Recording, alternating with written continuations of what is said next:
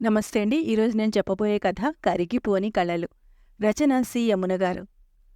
మీరు కనుక మా ఛానల్‌ని మొదటిసారిగా చూస్తున్న వారైతే సబ్స్క్రైబ్ చేసుకోండి. కథ నచ్చితే లైక్ చేసి బెల్ ఐకాన్ ప్రెస్ చేయండి. నోటిఫికేషన్స్ అన్నీ మీకు అందుతుండడం వలన ఏ వీడియోను మిస్ కాకుండా వినవచ్చు. మీ అభిప్రాయాన్ని కామెంట్ రూపంలో షేర్ చేసుకోండి. ఇక కథలోకి వెళ్దామా? పొద్దున్నే సమాచారం తెలిసినప్పటి నుంచి సూర్యం గురించే నా హృదయం ఆవేదనతో నిండిపోయింది. సూర్యాన్ని చూడటానికి డ్రైవర్ని తీసుకొని వెంటనే కారులో బయలుదేరాను. నా స్నేహితుడు సూర్యాన్ని తలుచుకుంటే కళ్ళల వెలుగు నింపుకున్న నా కళ్ళతో చెక్కు చెదరని ఓ నవ్వు ముఖమే మనసులో ప్రత్యక్షమవుతోంది. కలలు కనాలిరా, కానీ 6 దశాబ్దాల క్రితమే వాడన్న మాట ఎప్పటికీ మర్చిపోలేను. అబ్దుల్ కలాం గారు అన్నారా, లేక సూర్యమా? ఈ మాట ఎవరు ముందన్నారు, ఎవరు వెనుకన్నారు? అలాంటి ఆలోచనల గందరగోళం అనవసరం, కానీ మా సూర్యం కూడా ఆ మాట అన్నాడనేది నిజం. ఎన్నో సంవత్సరాల తర్వాత 2 ఏళ్ల క్రితం మా స్కూల్ పూర్వ విద్యార్థుల సమ్మేళనం సందర్భంగా కలిసినప్పుడు 70 ఏళ్లు నిండిన ఆ వయసులో కూడా సూర్యం తన కలల గురించే మాట్లాడాడు. అలాగని వాడు కన్న కలలన్నీ తీరాయని కాదు, వాడికి కష్టాలు లేవని కాదు. కష్టం ఎదురైనా, కల విఫలమైన దృఢచిత్తంతో తిరిగి కలలు కనేవాడి మనస్తత్వం అర్థం కాని ఓ అద్భుతం. ఎంతటి క్లిష్ట పరిస్థితిలో కూడా కలలు కనాలిరా అనేవాడు. పరిస్థితిలో కూడా వాడు ఆ మాటే అనగలడా? ఓ పక్క స్నేహితుడిగా వాడి పరిస్థితి మీద సానుభూతి ఉన్నా, ఎక్కడో ఆసక్తి కూడా ఉంది. ఇలాంటి ఒక రకమైన ఉత్సుకతతో ఉండే సందర్భం కాదు అది అని తెలిసిన మానవ నైజం కావచ్చు. ఎంత వద్దనుకున్న మనసు ఆ ఆలోచన చుట్టూనే తిరుగుతోంది. చెరువులో ఈతలు, కోతికొమ్మచ్చులు, గోలీలాటలతో కాస్త సౌకర్యాలు ఉన్న పల్లెటూరిలో అందంగా సాగిపోతున్న బాల్యంలో ఏర్పడ్డ స్నేహం మాది. సూర్యంతో నా స్నేహం చాలా గాఢమైనది. ఒకే వీధి, ఒకే బడి, ఒకే ప్రాణం కూడా మాది. పేపర్ చదవటం, ప్రపంచ విషయాలు తెలుసుకోవటం వాడికి మహా ఇష్టం. మేము 8వ క్లాసులో ఉన్నప్పుడు కొత్తగా మా స్కూల్లో చేరిన కుర్ర టీచర్ ఓ సందర్భంలో పెద్దయ్యాక ఎవరెవరు ఏం చేయాలనుకుంటున్నారు అని ప్రశ్నించాడు. భవిష్యత్తు గురించి అలాంటి ప్రశ్న మొట్టమొదటిసారి విన్న మేమందరం ఏం జవాబు చెప్పాలో తెలియని అయోమయంలో పడి ఉంటే, సూర్యం మటుకు ఇంజనీరింగ్ కావాలన్నదే నా కల అని తడుముకోకుండా జవాబిచ్చాడు. మేమందరం షాక్ అయ్యాం. అదేంట్రా అలా చెప్పావు అని అడిగాం. అలాంటి కలలు కంటేనే దేన్ని సాధించడానికైనా మనం కృషి చేయగలం అన్నాడు సూర్యం. వాడి ధ్యేయమేంటో వాడు చెప్పాడు. వాడు కన్నా కలలేంటో ఏమో గాని వాడి జవాబు విన్న మరుక్షణమేం అందరం కూడా ఇంజనీరే పోవాలని నిర్ణయం చేసుకున్నాం. 10థ్లో వాడే స్కూల్ ఫస్ట్. ఆ తర్వాత పక్క ఊరిలో కాలేజీలో చేరి పోటీలు పడి చదివాం. కానీ వాడికి తప్ప మాకెవ్వరికీ ఇంజనీరింగ్లో సీట్ రాలేదు. ఇంజనీరింగ్ సీట్ రాకపోతే ఏమి, ఎన్నో కోర్సులున్నాయి. దేశానికి ఒక ఇంజనీరింగ్ మాత్రమే కదా అవసరం.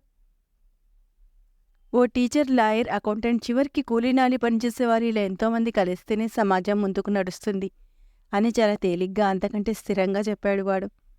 వాడి మాటలు మాకు ఓదార్పుని, ఆశ, ధైర్యం కలగజేస్తున్నా వాడికి హాయిగా సీటు వచ్చేసింది.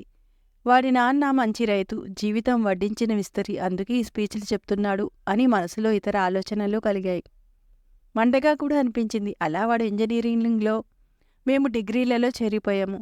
వాడు ఇంజనీరింగ్ 2వ సంవత్సరంలో ఉన్నప్పుడు అనుకోని విషాద ఘటన జరిగింది. వాళ్ళ నాన్న చేలో నీళ్లు పెట్టడానికి వెళ్ళి పాము కరిచి చనిపోయాడు. సూర్యానికి ఇంజనీరింగ్ కొనసాగించే పరిస్థితి లేదు. సూర్యమే ఆ ఇంటికి పెద్ద కొడుకు. తర్వాత 2 అక్క చెల్లెళ్ళు, తమ్ముడు ఉన్నారు. తప్పనిసరి అయితే తన చదువు మానుకొని కుటుంబ బాధ్యత కోసం పల్లె చేరాడు. వ్యవసాయం చేయడానికి నడుము వాడి ఇంజనీరింగ్ కల అలా చెదిరిపోయినందుకు మా స్నేహితులందరికీ బాధ అనిపించింది. ఓదార్చుదామని వెళ్ళిన మాకు ఇంజనీర్ అవ్వాలనే ఆ కల చెరిగిపోయిందేమో కానీ నా కలలు తిరిగిపోలేదు అని వాడే మాకు ఎదురు ధైర్యం ఆ మాటలు విని వాడికి మతి చెలించిందేమో అనిపించింది మాకు. కాలం దొర్లిపోతోంది. వాడు తెల్లవారుజామునే లేచి వెళ్ళి పొలం పనుల్లో మునిగిపోయేవాడు. ఆ తర్వాత తయారై పక్క ఊరి కాలేజీలో డిగ్రీ తరగతులకు హాజరయ్యేవాడు. సాయంత్రం కాలేజీ నుండి తిరిగి రాగానే మరలా వ్యవసాయం పనుల్లో మునిగి తేలేవాడు. వాడికున్న తెలివితేటలతో ఇటు వ్యవసాయంలోనూ అల్లుకుపోయాడు. వేయవలసిన పంటలు, నాటవలసిన విత్తులే కాకుండా వాడవలసిన ఎరువుల విషయంలో కూడా చాలా జాగ్రత్తగా వ్యవహరించేవాడు. ఆ ఊరి రైతులు కూడా సలహాలు చెప్పేవాడు. సూర్యం పడుతున్న కష్టం చూసి తోటి రైతులు, కూలీలు వ్యవసాయంలో వాడికి ఎంతో అండగా నిలబడేవారు. తన అమూల్యమైన సలహాలతో తను వారికి తలలో నాలుకయ్యాడు. అటు వ్యవసాయం చేస్తూనే ఇటు డిగ్రీ పాసై ఆ పైన బీఏడీ కూడా పూర్తి చేసి ఆ ఊళ్ళోనే స్కూల్ టీచర్గా చేరాడు. సమర్థవంతుడైన రైతుగా, మంచి ఉపాధ్యాయుడుగా ఇద్దరు చెల్లెళ్లకు పెళ్లిళ్లు చేశాడు. బాధ్యతాయుతమైన మనిషిగా, తమ్ముడికి చదువు చెప్పించిన గొప్ప అన్నగా ఆ ఊరివాళ్ల మన్ననలు అందుకున్నాడు. మేము మటుకు కేవలం మా చదువులు పూర్తి చేసుకుని ఆయా ఊళ్ళల్లో మంచి ఉద్యోగాలు స్థిరపడ్డ వాళ్లంగా మిగిలిపోయాం. పెద్దల ఇష్ట ప్రకారం అందరూ పెళ్లిళ్ళు చేసుకొని పిల్లలతో సంసార సాగరాలు ఈదుతున్నాం. పెళ్ళై 10 ఏళ్లు దాటుతున్న సూర్యానికి పిల్లలు కలగలేదు. అయ్యో, వీడికి సంతానం కలగలేదే అని మాలో మేం బాధపడేవాళ్ళం. వాడికి మనసులో బాధగానే ఉందేమో. పైకి మటుకు ఆ విషయం ఎప్పుడూ ఎవ్వరితో అనలేదు. ఉన్నట్లుండి నాకు సూర్యం నుండి రమ్మని ఆహ్వానిస్తూ ఉత్తరం అందింది. అది చూసి కొన్ని క్షణాలు ఎలా స్పందించాలో అర్థం కాలేదు. కొంత వాడు చేయబోతున్న పని మీద ఆసక్తితోనూ, మరికొంత బాల్యమిత్రులందరినీ కలవటానికి ఇదే అవకాశంగాను భావించి వెళ్ళాను. తన సిగ్గితికి తగ్గట్లు 4 అనాథ పిల్లల్ని చేరదీశాడు. వారికి విద్యాబుద్ధులు నేర్పించి మంచి జీవితాన్నివ్వాలనే వాడి నిర్ణయాన్ని, వాడికి సహకరిస్తున్న నేను మా స్నేహితులందరం మనస్ఫూర్తిగా అభినందించాం. వారి బాధ్యత తనకు దైవమిచ్చిన అవకాశంగా స్వీకరించాడు సూర్యం. ఆ సంతోషాన్ని ఆత్మీయులందరితో పంచుకోవటానికి చిన్నపాటి విందు ఇచ్చాడు. ఆ ఫంక్షన్కి వాడి తోబుట్టువులు గాని, తమ్ముడు గాని రాలేదు. పాపం పిల్లలు లేనివాడు కృంగిపోకుండా తనకున్నంతలో అనాథ పిల్లల్ని చేరదీసి తీర్చిదిద్దాలనుకుంటే ఇలా అయిన వాళ్ళందరూ వెలివేయటమేమిటో మాకెవరికీ అర్థం కాలేదు. అదే ప్రశ్నిస్తే వాళ్ళ పిల్లల్ని దత్తత తీసుకోకుండా ఇలా అనాథల్ని చేరవిస్తున్నానని నాపై అలిగారు. పోన్లే గాని ఆ బంధాల మీద అనుబంధం కూడా ఇకపై ఈ పిల్లలపై చూపించవచ్చులే అన్నాడు తేలికగా నవ్వుతూ. ఆ 2 పిల్లలతో ఆగలేదు సూర్యం. వాడు చేపట్టిన ఆ మహోన్నత కార్యక్రమం, ఆ పిల్లల్ని తీర్చిదిద్దుతున్న తీరు, అతడు చూపిస్తున్న శ్రద్ధ చూసి కొందరు ధార్మికులు చేయూతనిచ్చేందుకు ముందుకొచ్చారు. దాంతో మరికొంతమంది అనాథ పిల్లల బాధ్యత తీసుకున్నాడు సూర్యం. కనీసం కొంతమంది పిల్లలైనా భావి భారత పౌరులుగా తీర్చిదిద్దే అవకాశం నాకు లభించింది. వాళ్ళని వివిధ రంగాలలో పైకి తీసుకురావాలన్నదే నా కల అని సూర్యం దృఢంగా చెప్పాడు. వాడు చేస్తున్న మంచి పనికి ఆనందించిన సొంత పిల్లల్ని పెంచడానికి నానా కష్టాలు పడుతున్నాం. అమ్మా నాన్న ఎవరో కూడా తెలియని ఈ అనాథ పిల్లలపై ఇన్ని ఆశలా అని మాలో మేం కొంత ఆశ్చర్యపోయాం.